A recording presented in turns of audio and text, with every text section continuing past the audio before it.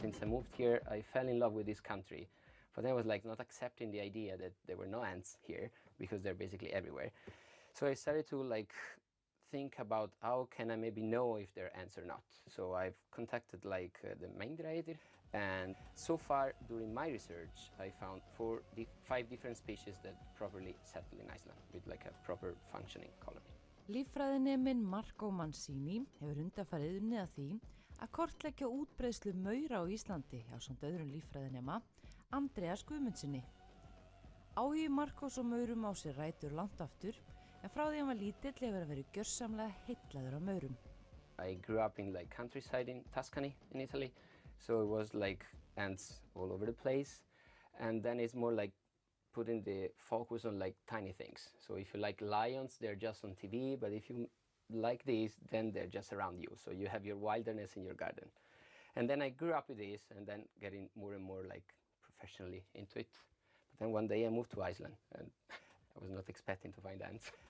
Svo heillaður hann af maurum, hann hefur sett upp maurabúheimi á sér til þess að fylgjast með hátterni þeirra. This is like water and sugar.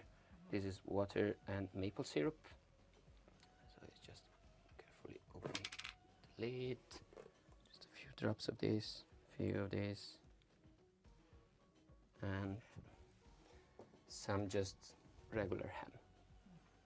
Margir telja enga maura vera á Íslandi, en það ekki raunin.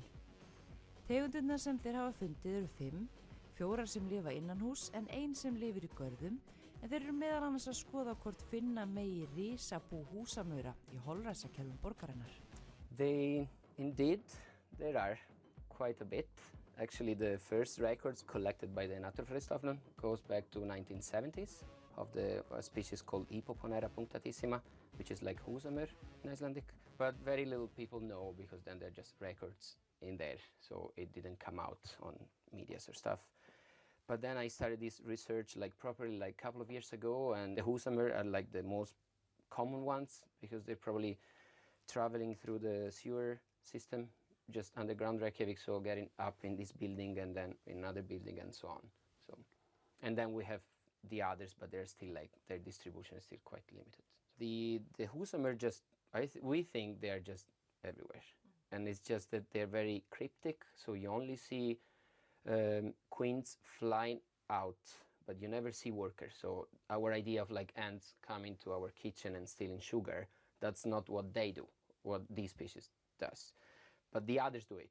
So it's, I mean, the species we have here, they're called ghost ant, like Tapinoma melancephalum, and they're looking for like sweet.